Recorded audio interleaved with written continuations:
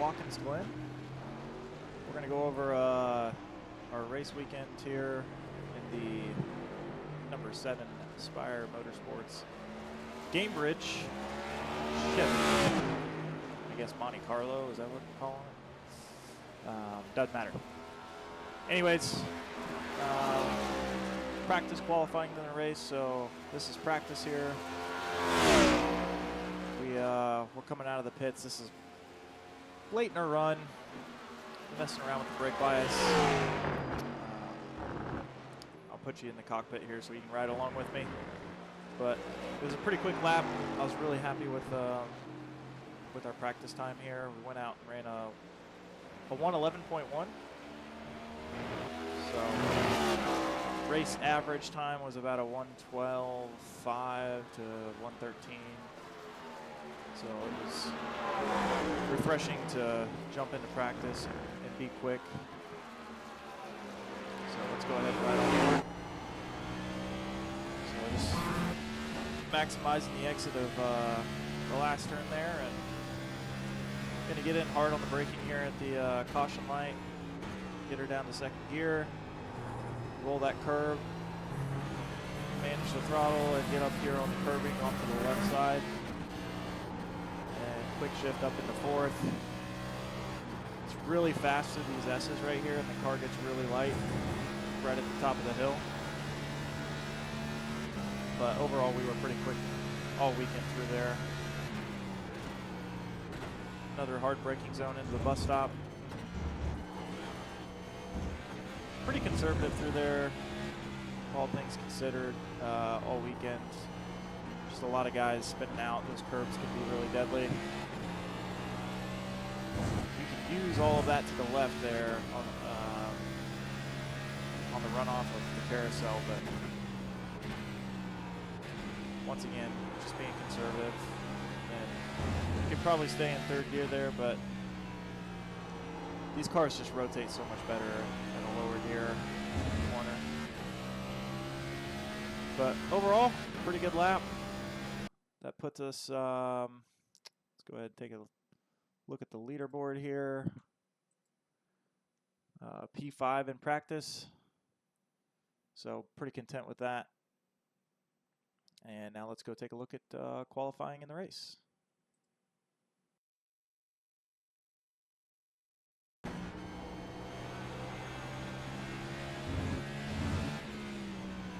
All right, so we're going to go ahead and jump into our qualifying lap here.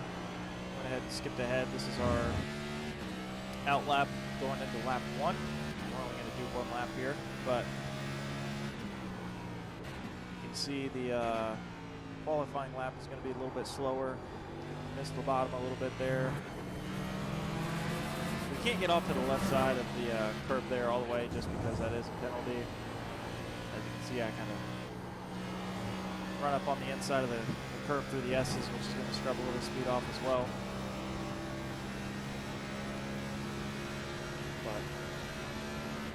But overall, we were pretty decent here all weekend, so any little mistake that I made, I really knew where I was making it, and that I might have to make it up in some other part of the track. But we were a little slow through this carousel portion. Here you can see me using that runoff that I was talking about. And it's just a little harder to control the car through there. But we were a little quicker through this section than we were in other parts of the race, but definitely not there. Didn't get the straight line exit we wanted. So Derek's got a 1:12.5, and I think that's, we beat him by like 0.2 of a second, roughly. And, obviously wasn't going to run the second lap, but decided to spin it out at the top of the hill. So a 1:12.38 was our time. Let's go ahead and jump into the race.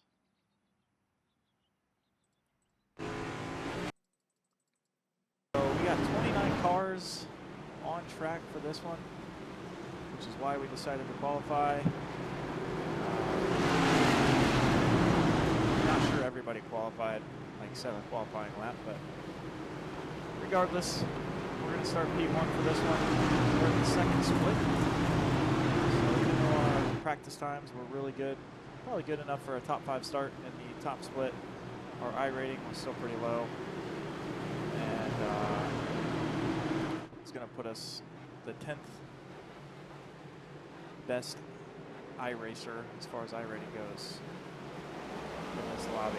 We're starting on pole. Go ahead and take a look at the turn 1 here. As you can see, Derek gets a pretty good jump.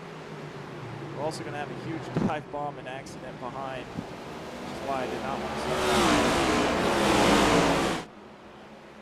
start. But regardless, we did get a good jump. Derek takes the lead. We're kind of right around a comfortable second spot. We have no pressure out back here. We just did not really have much pressure out back the entire race, which was nice.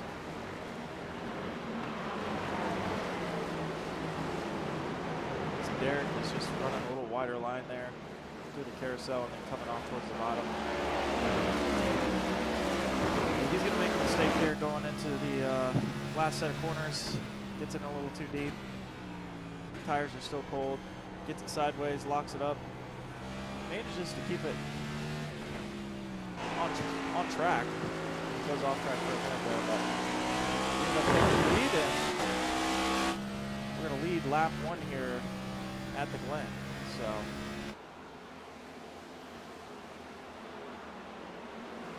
pretty cool starting on pole, getting to lead the first lap.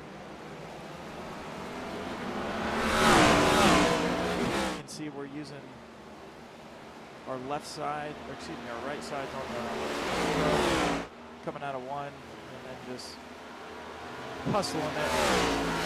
Yeses.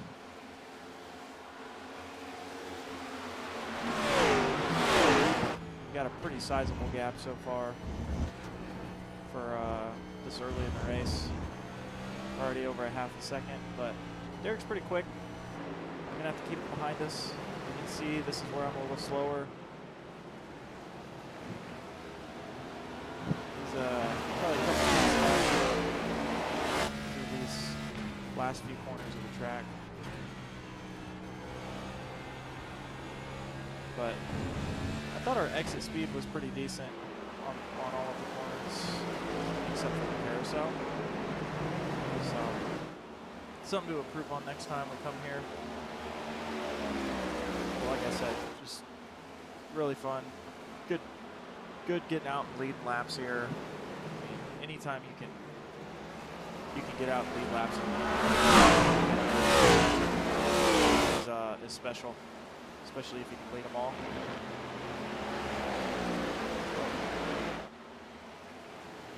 We'll take a look at a couple of the incidents that happened throughout the race. The 3 best cars, best drivers as far as I rating goes, are sitting in 3rd, 4th, and 5th, and doing just a pretty good job managing the race. In the front, still pulling away. Just really happy with the effort we were able to put in practice, translated right over into this race. Right on board this lap. Once again, still pretty conservative early on in the race.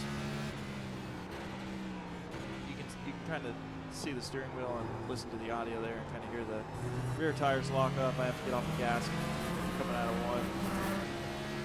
Just kind of overdrove it just a little bit, but this is our fastest section right here. We were able to pull away from anybody that was behind us, whether it was split 1, split 2, no matter where we were, that section was our fastest. And like I said, through here just a little slow, but it's really bumpy. It's easy to get the car hung out and sideways, and when you lose these things, there's no getting it back. So just keeping the rear tires underneath us, short shifting into 3rd, trying to prevent any wheel spin while we're turning the car off the carousel. and hard braking. And I think this is turn 6. We're on the chip. No reason to really do any shifting there. Could probably run it in third, but this car is so hard to turn when you're not in the right gear. Once again, a little messy getting into one, but nothing too detrimental to our race. I will say turn 1 is probably it was the most difficult for me to get right, but once you understand what you need to do through there, you just kind of have to back up your corner as the run goes on. And it's typically going to pay dividends later on in the race with tire management, and then just, you know, making sure you get a good exit. So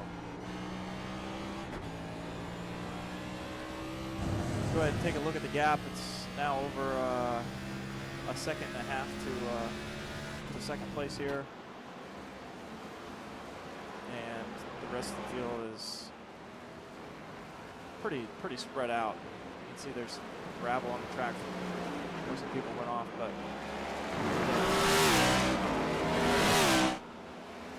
basically the top 5 cars are the top 5 cars to beat here, and it was going to take a pretty big mistake for me to give up this lead.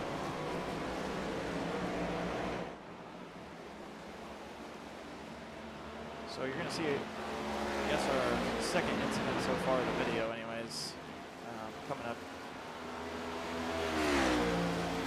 Derek's going to get in a little too hot through the bus stop here. It's really easy to do. But he's trying to make up time and ends up getting on the gas a little too soon and spins himself out. He was the number 24 car in this race as far as the I rating goes. So for us two to be up there leading the pack was kind of a testament to what this next gen car brings to a road course, or any course really. Is not a lot of passing you can do. I did feel like Watkins Glen presented a lot of passing though. You know, like I said, I think I said this earlier, but I was able to pass 14 cars in the top split. Half of those were probably cars that had spun off and wrecked themselves, but you know, with there being no yellow flags here for full course cautions, it was just as much of a pure start to finish race that you could have. So as long as you were mistake free, you were going to pass cars if you had these guys. So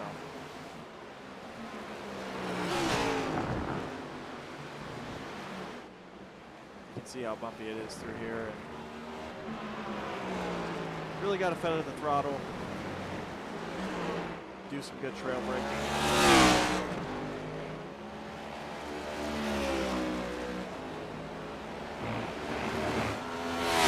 But overall, this was a win for me, and I only got a few of them under my belt, and this is my first one with next gen car, so I'm excited about that. But at this point, we'll just go ahead and take a look back at a couple of the incidents. This is the bus stop. You can see you go 2 or 3 wide through here, and somebody's got to give. Got the 16 car blinking there.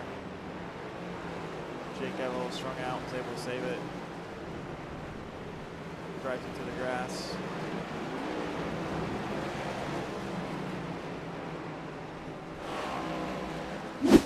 We'll fast forward here. Another bus stop incident where right around the same spot, Ryan gets off track. Might have been that 16 car blinking.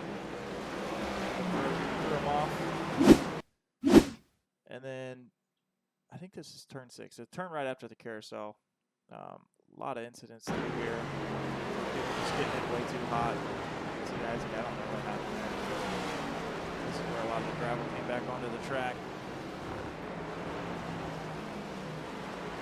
That was not his only time going off there. It wasn't he wasn't the only one, as you can see. Just easy to get on the gas too hard, especially in second gear, and luckily Jimmy here was able to keep that out of the fence.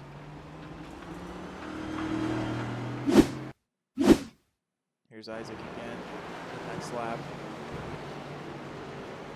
He goes off wide.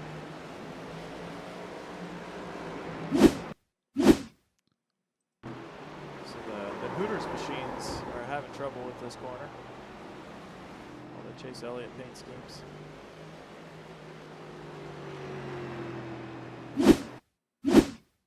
And here's Derek through the bus stop. This car got light. It's really easy to do through there.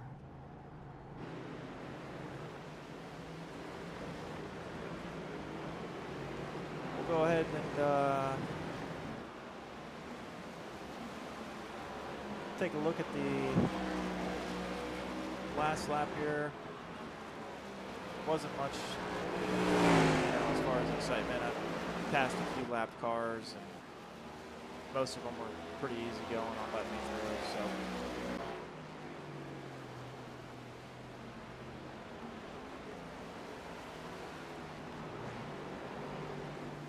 all right. So here's our white flag lap. You can see we got a 4-second lead over the second place car, which is Tommy Dibbles. Yeah, I mean, there's no cars in sight.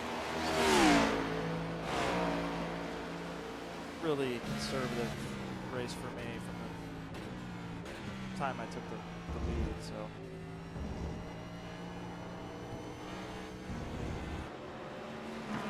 There's Thomas. We're taking it nice and easy through these last few turns here. No reason to throw away the lead in a race win. Overdriving the cars, so.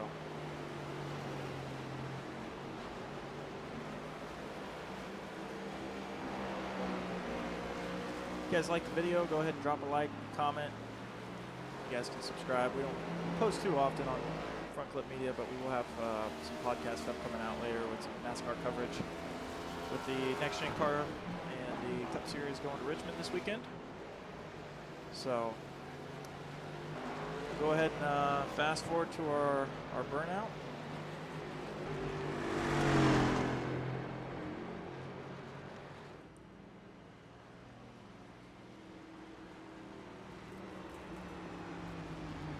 All right, guys. Thanks for watching. It's been a fun one.